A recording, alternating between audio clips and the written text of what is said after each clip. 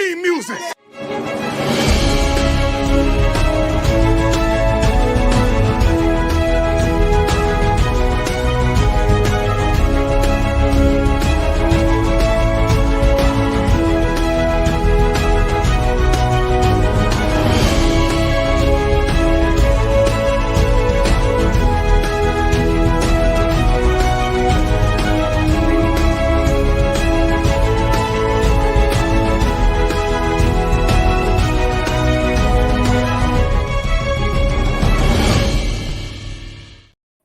What is up, Buff Nation, and welcome into Buffs News Weekly Live. I'm your host, Russ Dornish, and welcome to our weekly live show every Tuesday here, 4:30 p.m. Mountain Time, local to Boulder.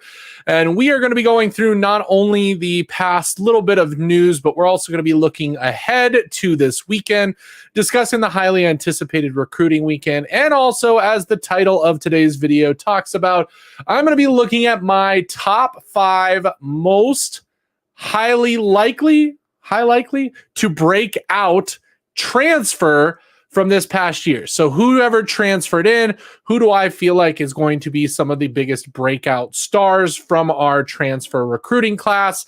Now, we'll go over more of what I'm looking at and why I listed the players that I did. So just realize that. But let me know in the comments who your breakout player of the year is. We will discuss that. We will look at that. I also took a poll over on Twitter or X, formerly known as Twitter. So make sure you guys are following us over on Twitter so that you guys can check in and, find the latest news, get our follower count up over there, as well as answer polls and different things like that. Interact with me over on Twitter at Buffs News Weekly. Okay, so just a quick couple updates. Of course, our Saturday video last week came out. If you have not seen it, please check out our channel.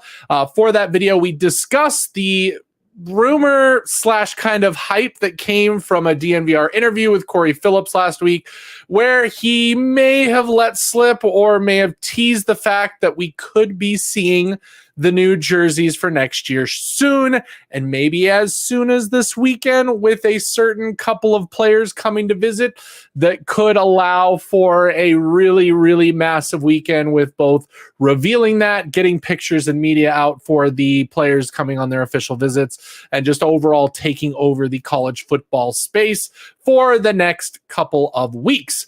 Now, I will want to let you guys know of a little bit of a schedule update. The Saturday video, I will not be posting it until Sunday evening.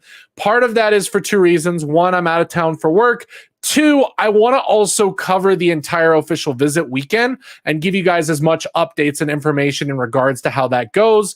So Sunday afternoon, evening is probably going to be better to cover most of that, as I feel like Saturday will be the main day with the official visit as well as Friday night. So I want to be able to cover that in this week's news. So that'll be pushed back to Sunday, and then we'll have our normal live stream on Tuesday of next week. So make sure you guys are subscribed into the YouTube channel so you know when the video goes live, when we go live here over on YouTube. And yeah, just be a part of it and join the conversation. So if you're watching this over on X, Twitter right now, jump over to YouTube, come hang out with us over here. You can interact, comment on the live stream, and be a part of it. So yeah, hopefully you guys can do that. It'll be a fun day. Just a couple things that we want to go over. Like I said, we already talked about last week's video and the different things about the jerseys.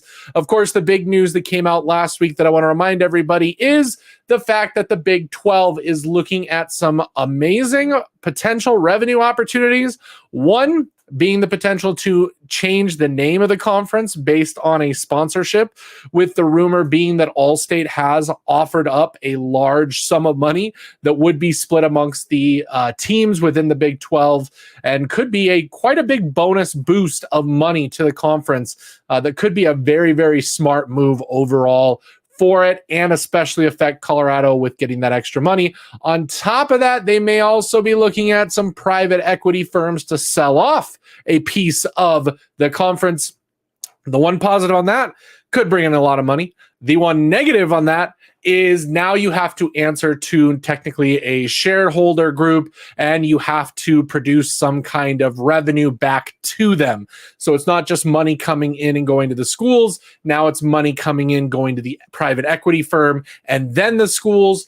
So there could be some negatives involved. However, one thing I want to look at is the Big 12 commissioner, Yormark, is doing a great job right now of trying to get ahead of things. In all honesty, he is part of the reason that the Pac-12 folded, because he jumped ahead of the Pac-12 in TV negotiation deals with Fox, ESPN, those networks, and got a deal done and signed, whereas the Pac-12 was taking too long and they were left out in the cold, and now we know where they belong and where they are. The Pac-2 lives for this season, and luckily Colorado got out of that situation, and we don't have to deal with the potential of not having that conference revenue or anything like that. So a lot of good things to say already about the commissioner of the Big 12. He has some good implications. He's looking forward to the future and trying to find that extra revenue available to the schools as needed, especially now with the new $20 million revenue split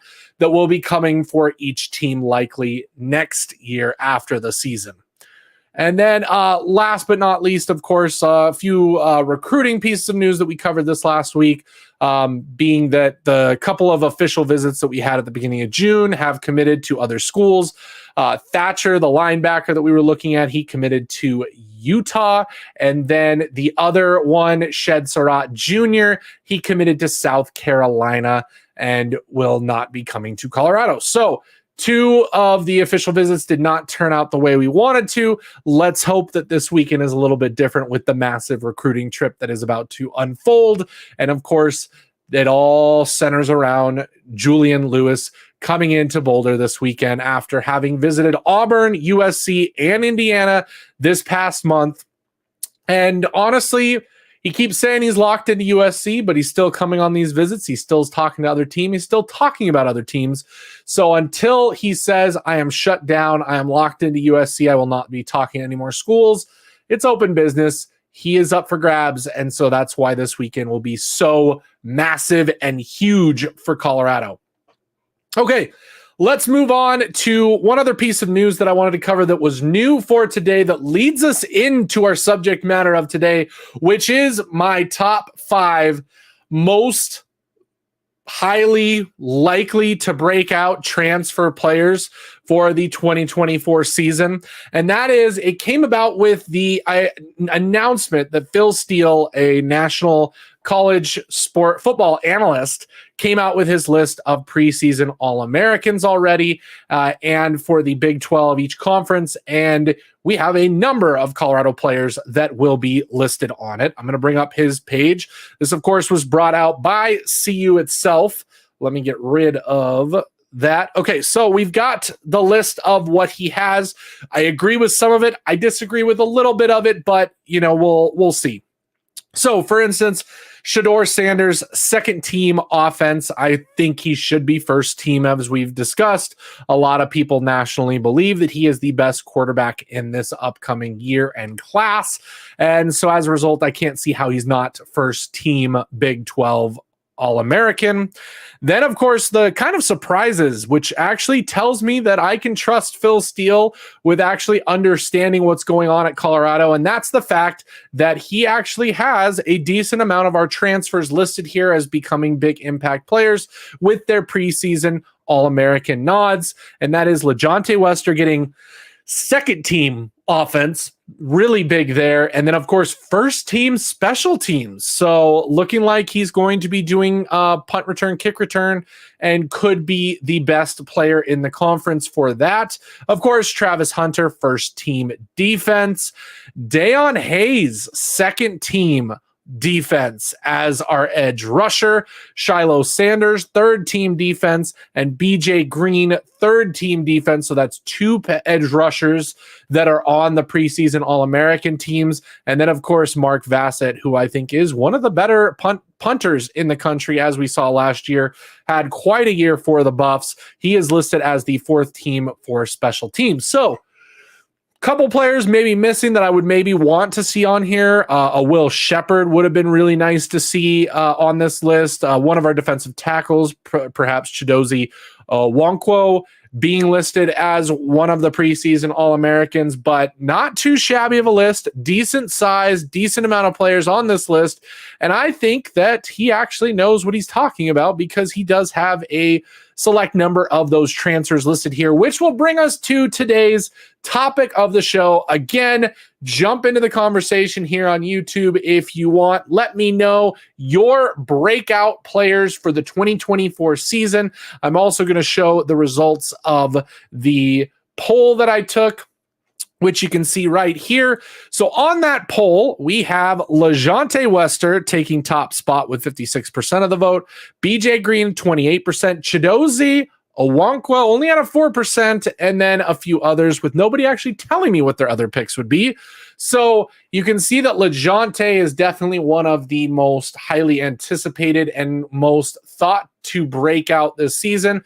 And honestly, we can see why. You just have to look at what he has done so far in his career and what he could possibly do with Shedeur as his quarterback and the offense that the team is going to be running this season.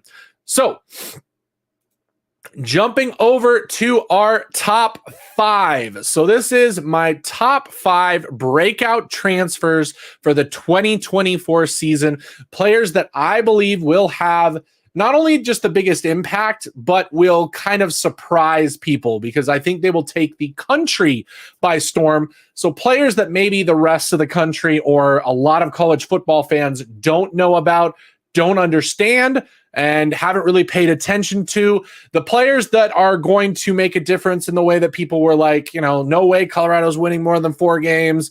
They're going to have a horrible year. They're not really thinking about the players that we brought in and who could potentially become that bigger impact role.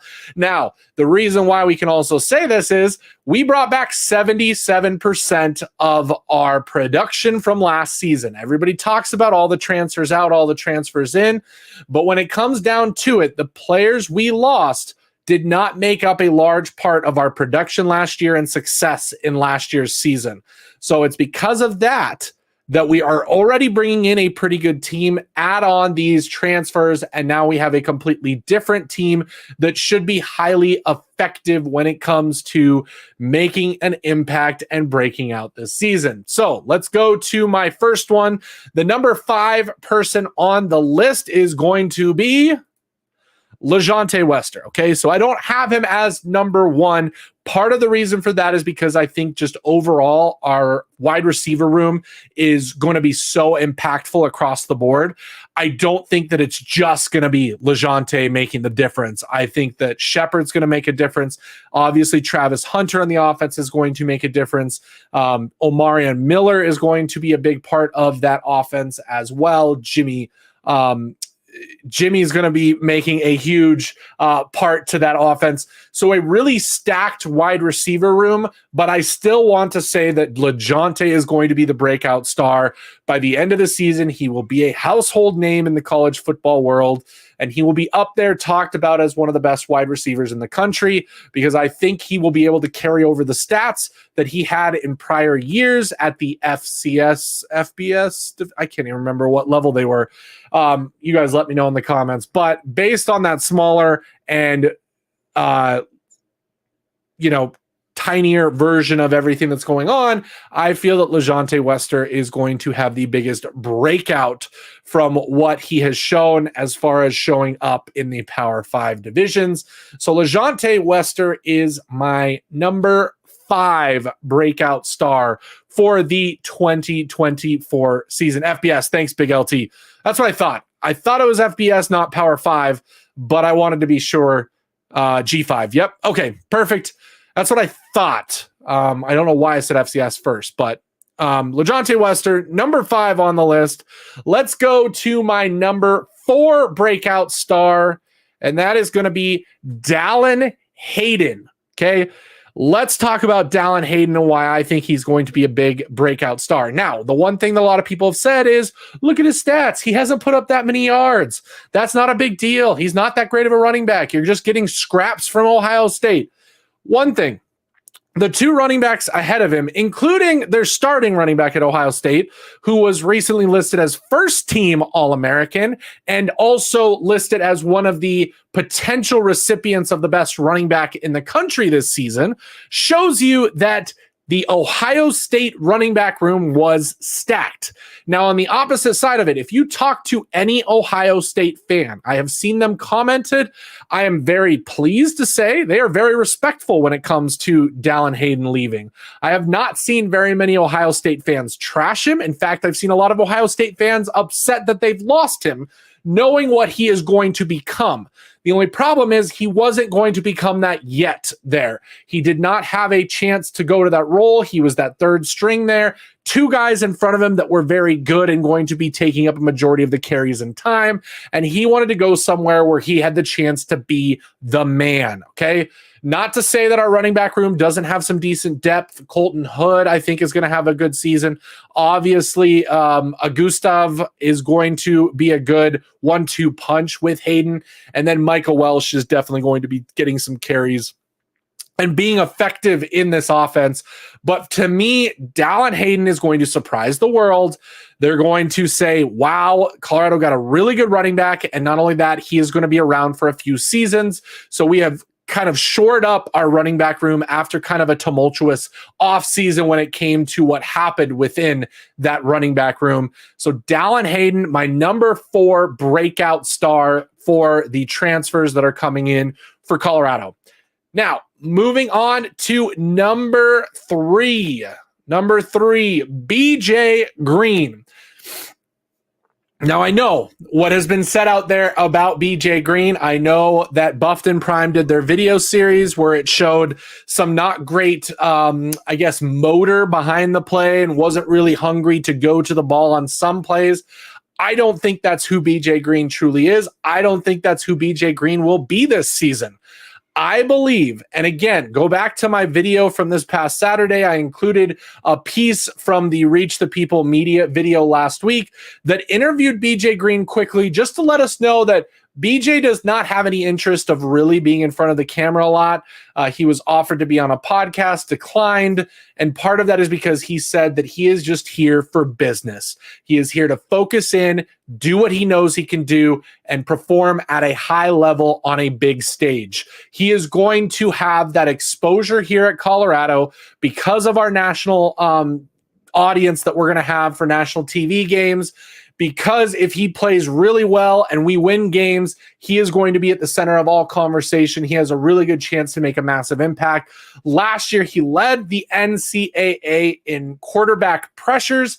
I believe this year that those could turn into more sacks. So I'm calling it right now, BJ Green, breakout star that everybody in college football will be talking about by the end of the season. I'm going to put out there a prediction. I am calling 8 sacks for BJ Green.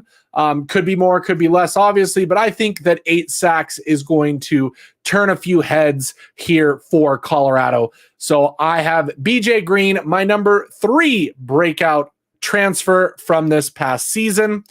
Moving on to number 2 breakout transfer for this upcoming season, and I have Chidozie Nwankwo. Chidozie is going to be filling a spot that Colorado severely lacked last season. We were way too small on the defensive interior. We were getting pushed around. It was way too easy to run on us, even when we knew a team was running. Go back, watch that Utah game. They were averaging, I believe, nearly 8 yards a carry is what I've talked about in the past, on 50 carries. So it wasn't like they got 8 yards on some small amount of carries and just broke a few big ones. No, they ran over 50 times and averaged 8 yards a carry. They were pushing our defensive line at will.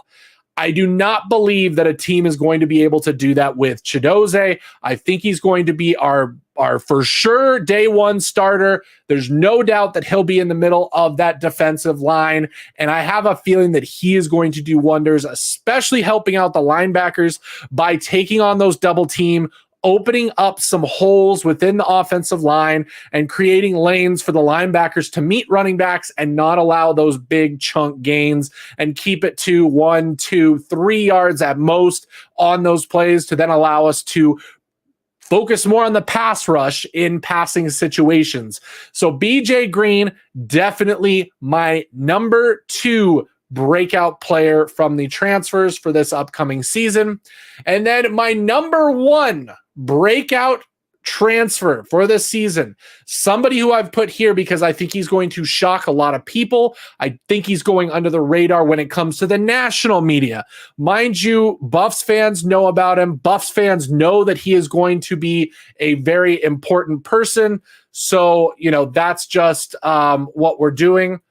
And that is, what's going to happen here. So the number 1 breakout star for Colorado this fall is going to be Sam Okunlola. I'm going with Sam Okunlola as my number 1 breakout. I've talked about him in past lives. I've talked about him in videos.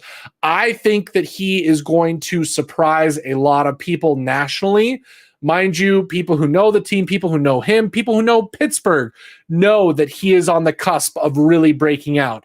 The interesting part is we got Deion Hayes, the guy who started ahead of Sam Okunlola at Pitt, is now playing for Colorado as well. And Deion Hayes is getting the attention, as you saw, with him getting a nod for preseason All-American. But I think it is that overlooking of Okunlola that is going to prove that Okunlola is the bigger breakout star from this year, because I think he can easily match whatever Deion Hayes outputs in a successful season. And I think that that will be seen as a breakout season for him. I'm so excited to see what he does, not only for this team, but in the future. Being a younger player, we are going to have a good defensive line moving forward. And it's all thanks to all the moves we made this offseason with so many young players here. You'll notice that Sam, Dallin Hayden, those guys have multiple years of eligibility. So that becomes a really huge aspect to it and a big part of what they could potentially bring and offer this team. So this is my top 5 breakout transfers for the 2024 season. I still have a couple more things I want to cover here before we get to questions, but feel free to type in the chat and comment what or who do you think is going to be your breakout star? Do you agree with the chat overall on Twitter that LeJohntay Wester is, or is there somebody else that I've completely missed? Let me know. Happy to discuss it and look at it. Excited to interact with you guys. But for now, let's close out what we are going to do the rest of the time here. So I wanted to point out and look towards this weekend. Obviously, it's going to be one of the biggest recruiting weekends in the history of Colorado, and that is simply because we could be getting the greatest quarterback that Colorado has ever recruited as a high schooler. Mind you, Shedeur was a transfer. In the past, while we have had highly coveted and highly touted quarterbacks come to our school, you go all the way back to the 90s with Darian Hagan, Sal Anesi. You can go all the way to Cordell Stewart. Joel Klatt was a walk-on that then performed. Obviously, Cody Hawkins being the coach's son. Colorado has not had a history of that really, really top-level quarterback, and Julian Lewis would be probably the first and only top recruited high school quarterback that we have ever got in our history, which makes it that much more of a big deal. I know that one thing that Julian Lewis has talked about is legacy. I know that he has mentioned community a number of times, and I think if he truly means that when he says those things, I think that deep down, Colorado is probably the only school that checks off all of those boxes. If Julian Lewis comes here and performs the way that he is anticipated to perform as a college quarterback, I have no doubt that he will go down as the greatest quarterback in Colorado history. Shedeur is already well on his way to getting that title with just his 2 seasons here. He has a chance to break a lot of the quarterback records that are available this season. If he has the season, most of us think he will. But if Julian Lewis comes in, he's going to start as a freshman. He's going to have 4 years to take that crown and blow past that crown. And so, that's just what could happen. Matthews, I get that. Juju's going to USC, belongs to Lincoln Riley. Here's the difference. Well, a couple different things. Let's see how USC's season goes. Their season is not going to be easy in the Big Ten. They have a very difficult schedule, and they did not perform like they were supposed to last year in Caleb Williams' final year. That was supposed to be national championship or bust, and they came nowhere near the national championship game. And then on top of that, like I said, I'm going back to his comments between the legacy and the community. USC, great football school, but not a good fan school when it comes to football, being in LA. Okay, that's just the fact. They're not selling out games. They don't pack that house constantly. It's just a different atmosphere there. It is about football more than anything, but it's just not the same thing community-wise. And why I say that is because Boulder will completely rally around Juju Lewis. He is going to be a star. Everyone in the town is going to know who he is. Everyone is going to be interested in giving him whatever they can and supporting him. There is already news and information out there that there are going to be a large group of fans around the facility this weekend trying to show the community support that he would have coming here to the school. We already have seen so many different things with that. That, again, coming straight from Julian Lewis's dad as well, that they really like that about Auburn. But on the other side, when it comes to legacy, going back to what I just said, the legacy part, again, USC quarterback factory. Yes, Heisman factory for quarterbacks. You've got Leinart, you've got Palmer, you've got all of these guys who have history and so Julian Lewis has to live up to those expectations of matching those players. Auburn, obviously, the Cam Newton side of things when he was there, that was a big deal, and he would have to live up to that aspect. He comes to Colorado, he is day one, the most anticipated quarterback that we've ever had. And if he lives up to expectations, he will be the greatest quarterback in Colorado history with nobody really to have to live up to, because all of the other quarterbacks, while good in their own rights, would not be on the same level that this would be, getting a 5-star number one quarterback for a recruiting class and then building around it. We have a chance to not only get him, but we have a chance to build around him. And if he does flip and come to Colorado, the other recruits will follow. Okay. Big LT. Yeah. Facts. This is the most important part. If it's true that those are the things he's looking for on top of that, if he's solely just looking for a quarterback coach who's just going to focus on him and it's all about, that side of things, maybe then Lincoln Riley is the number one choice and who he wants to go with, and all the other stuff doesn't matter. But again, I'm going based off of what Julian Lewis has said, what his dad has said, what is going on, why he's even looking at Colorado. Those are all things that have been mentioned and why I still think that we are in the running to get him. Okay. Juju doesn't want to play in the Big 12. I know that comment about, the conferences and sizes. I don't think that carries as much weight as you think. Big 12 has had plenty of good quarterbacks. It has the exposure. It is not what, you think it's going to be. Like, we've had tons of big time quarterbacks come out of this conference, so he can make it his own. And my guess is by the time he leaves, we probably won't even see the Big 12. By then, we might see the super conference of them all coming together. So who knows? But again, that's where I think it goes. CU doesn't have enough prestige.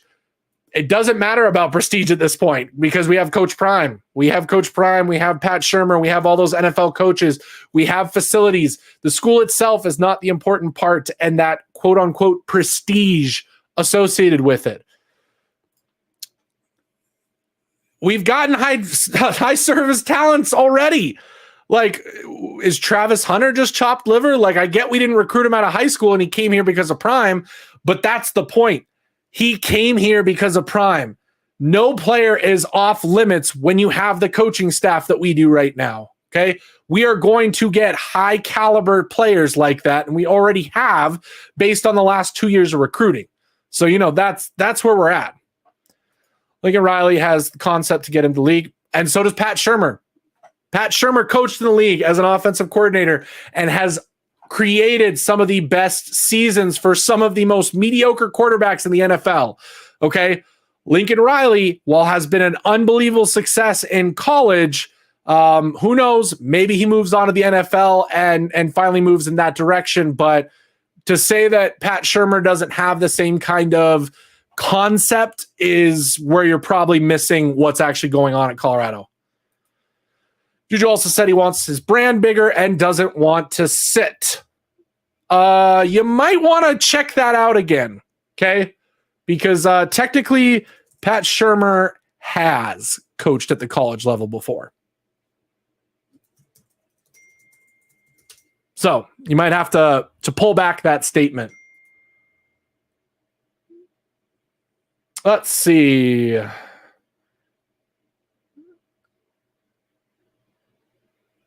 Because I remember he's done some stuff for some of the college programs back in the day. And that's kind of where he got his college start going on. So, says he's done some stuff for Vanderbilt. Yeah. Like I said, there it is. Michigan State. Graduate assistant at Michigan State. Was the tight ends, offensive line, and special teams coach, Stanford offensive line coach, and then, of course, became an offensive line, offensive coordinator, quarterbacks coach for the Philadelphia Eagles, offensive coordinator for the St. Louis Rams, Cleveland Browns head coach, Philadelphia Eagles offensive coordinator, Philadelphia Eagles interim head coach, Minnesota interim offensive coordinator, New York Giants head coach, Broncos offensive coordinator. Sorry, but he has a long list of coaching, including college football. And while, yes, Travis Hunter was a transfer, he's still one of the best players in the country, and he chose to come to Colorado. After supposedly being offered from other schools a lot of money to go to their school, he chose Colorado over that. Going back to Big LT's comment about the brand bigger and doesn't want to sit, those are two very good comments because USC has a good quarterback room. They have good quarterbacks coming in. It is not going to be you're just given the reins of everything. On top of that, the brand that he would be able to get through Colorado is going to be completely different. I can be realistic until he says, I am not taking my visits anymore. I have shut down my recruitment. I am signing with USC. There is always a chance. That's the only thing. Okay. And again, we're not paying attention to this one. USC has bigger nil brand than CU. They might have bigger donors who can give him money up front, but Colorado will be able to give him the most nil opportunities when it comes to what nil is actually supposed to be. You got to remember, we could be seeing some big changes when it comes to NIL in the future, especially with boosters. And Colorado is in the perfect spot where they are going to have the corporate sponsorships that no other team has. And that has already happened. We've already started to see it. Travis Hunter and Shedeur Sanders are the two highest nil earners in the country, and they play for Colorado. So to tell me that we don't have the NIL, it's going to be a different kind of NIL. It's going to be a brand NIL and not just a booster NIL. So it is going to be a little bit different.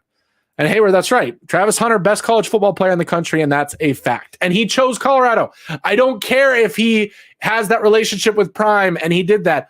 He didn't have to come to Colorado unless Coach Prime was here. So Julian Lewis has already said he would never go to Colorado if Coach Prime was not here. That's the point. We're in this conversation because Coach Prime is here in Colorado and we have a chance. Nil and TV money. Again, yes, we can. We absolutely can.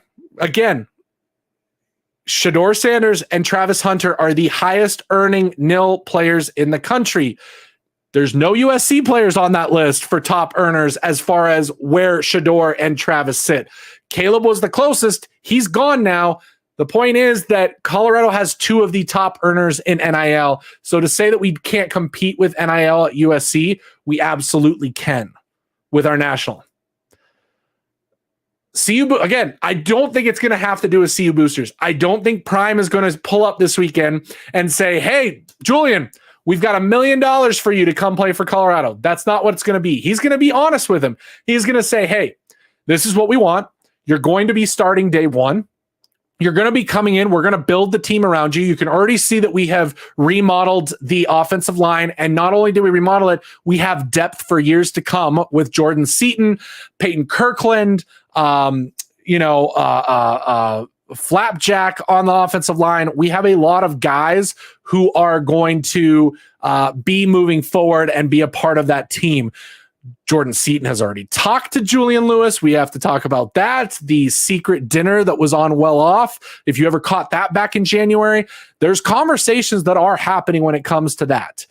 As far as what's going to happen this weekend, Julian Lewis is not going to roll up. They're not going to bring in the boosters. The boosters aren't going to be like, we're giving you $1 million. No, Coach Prime is going to say, hey, we have the opportunity to make you the highest earning NIL athlete in America. We do that day one with the brand and the way that we are going to promote you. My production company, Swack Entertainment, is going to cater to your every need and find you every NIL deal you could possibly have.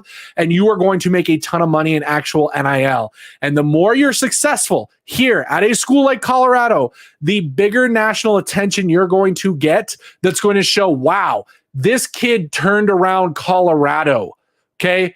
He didn't go to USC and just continue what Caleb Williams did. Like, that's completely normal. That's just, every day. That's normal, everyday news. Everybody's used to it. No, he made Colorado a powerhouse along with Coach Prime. And trust me, Coach Prime will give him his flowers if they are successful.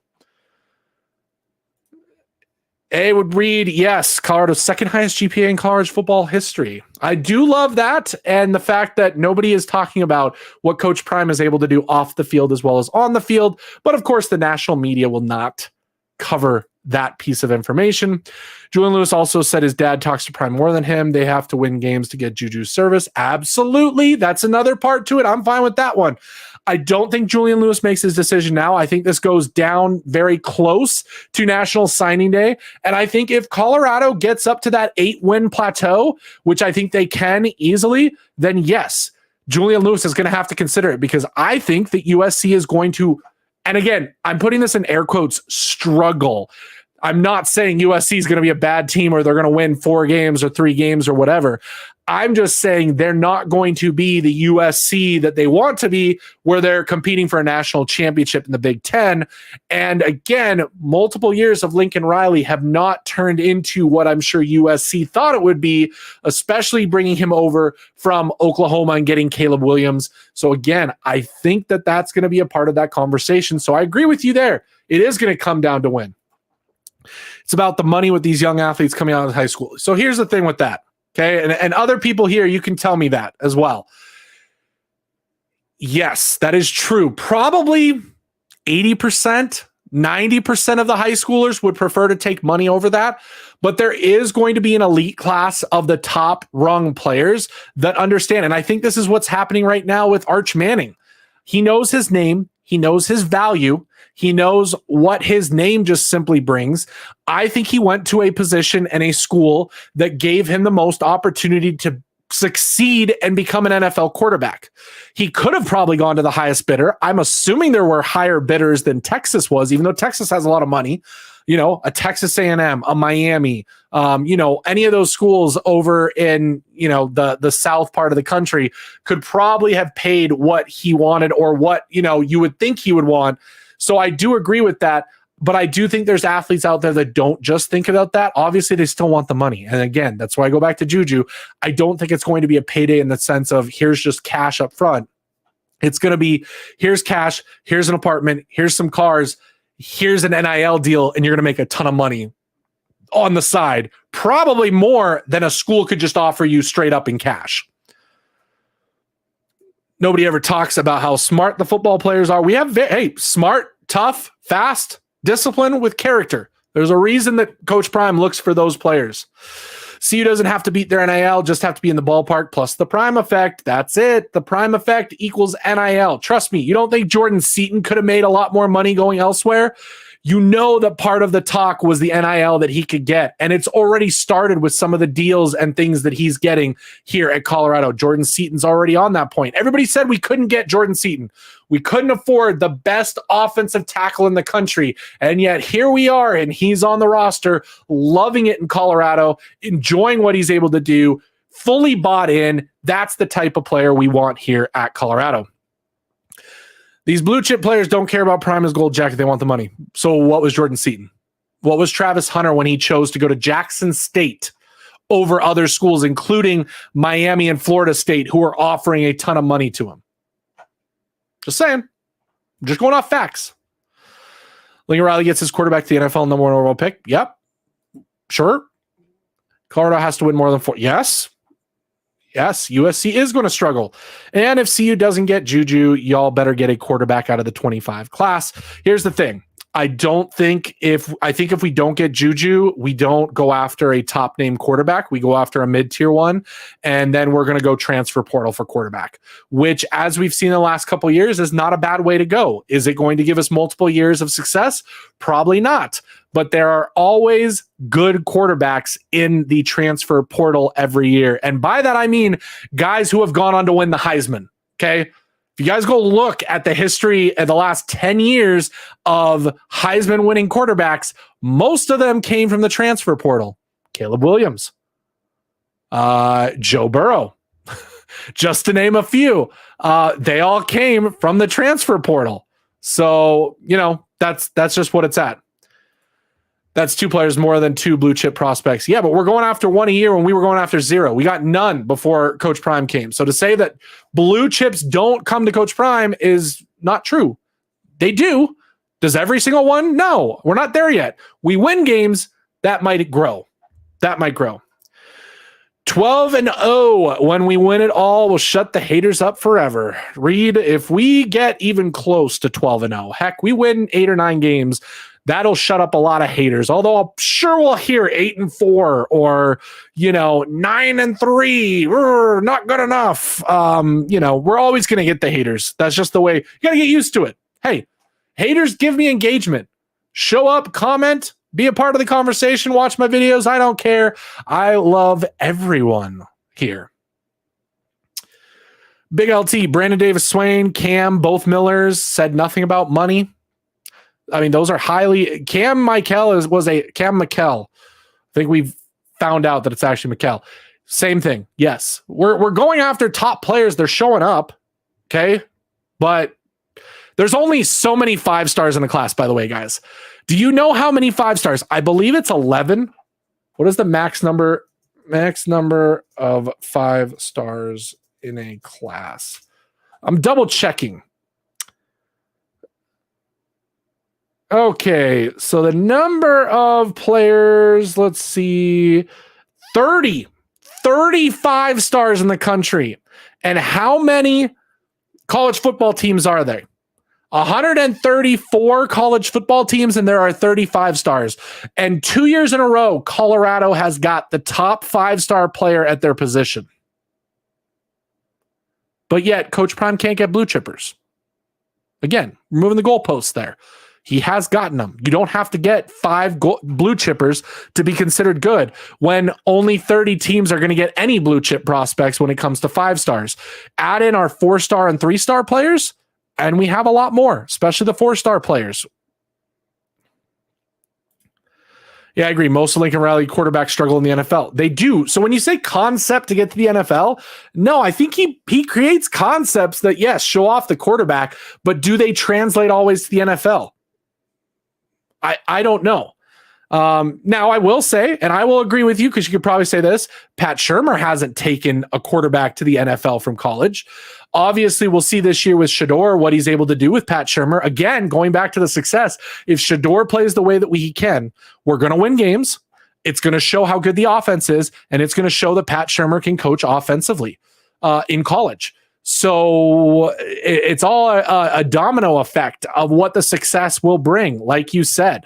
So, that's where we're at. That's the big conversation for this weekend. And, I'm excited to see what comes out of this weekend. I feel decently good because when it really comes down to it, we don't get him.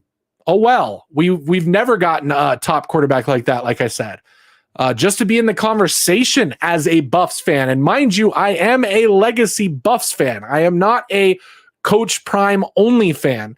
I am a Buffs fan first and foremost and have been for a long time. And to even say that we're in this conversation and having a recruiting weekend like this, that's the crazy part about it. Meandering aimlessly. Thank you for dropping in. They talk about the draft ranking that is quantitative. If you look at the composite rating of the class based on the ranking, which is more qualitative, CU at one point was ranked second behind Georgia. That is true. And Reed, when Colorado wins this year, they will be the new Alabama, getting 4 and 5 star players and scared as hell. Here's the key, Reed. I don't even think it's just winning. I think that once Coach Prime proves that he is staying and going to be here after Travis, Shador, and Shiloh leave, I think those 4 and 5 star players will come anyway. I do think we're not going to be 4 and 8 again. I think we're going to be better. But I think that once that is proven, more players are going to drop in. We heard a lot of players who decommitted for the 2025 year for Colorado say the reason they did it was they were scared that Coach Prime was leaving. So once players understand that Coach Prime is in fact staying, now we're going to see the recruits. Coach Prime wouldn't be going this hard after Julian Lewis if he wasn't staying. That's another reason why I believe he's staying. I'm one of the believers that he will be staying in Colorado. He's not going anywhere, and that's just where I'm at. But that's going to also prove. If Pat Shurmur offense can be balanced and win games, y'all can maybe flip Juju Lewis, but it's going to take a lot. It is. We're probably a long shot, but I love it. I love being the long shot. Don't compare CU to Bama. That's disrespectful. Well, problem is, it's not going to be the same Bama going forward. We'll see. They don't have Saban. So, I mean, technically, unless he's saying the old Bama, who knows? And Reed, absolutely correct on Coach Prime staying. Yep, so that's where we're at. We've got an exciting weekend coming to you guys. Remember, all of you guys watching right now, commenting, thank you guys so much for doing that. Drop in this weekend. My news video will drop Sunday evening, not Saturday evening, because of the visits and because I'm out of town. And I want to pick up the official visit information there. So be on the lookout for that Sunday evening. We'll be back next Tuesday again for our live stream. So make sure you're tapped into that. And then, of course, I'm getting super excited. I'm going to plug this every time. We will be doing live streaming of College Football 25 in the month of July. I'm going to be doing a launch stream because I am getting it early. And then on top of that, we will be doing a weekly series where we take Colorado to the promised land with your guys' help. With the recruiting, roster decisions, all of that, you guys will help us. So make sure you guys are subscribed so you can be a part of that conversation and a part of what is going to come. And again, thank you guys so much for joining me today. I appreciate each and every one of you for watching. Share it with everybody. I respect your analogy. You've been a fan before Prime came to Boulder. You was here before the cult members. I'm good with all types of fans. Real quick before we go, there are bad fans in every fandom. Everybody needs to realize that. Colorado's not the only one. Every single fandom has these like hardcore quote unquote cult members. Okay. I think the people who love Prime are wonderful people. They're Colorado fans as far as I consider them. Okay. And for the most part, if you really talk to them, they know ball, they know what's going on. We're not just talking out of our, what's when we say what we're expecting this season. I think that people are going to see. So yeah, Big LT, come join us on Dino Up the Sco, Buffs Weekly. Thank you, Reed. Great show. Thank you all so very much. Appreciate you guys dropping in and checking us out. We will talk to you guys soon. Check us out on Saturday. Subscribe, like this video before you drop out, and I will see you guys next time. Sco Buffs.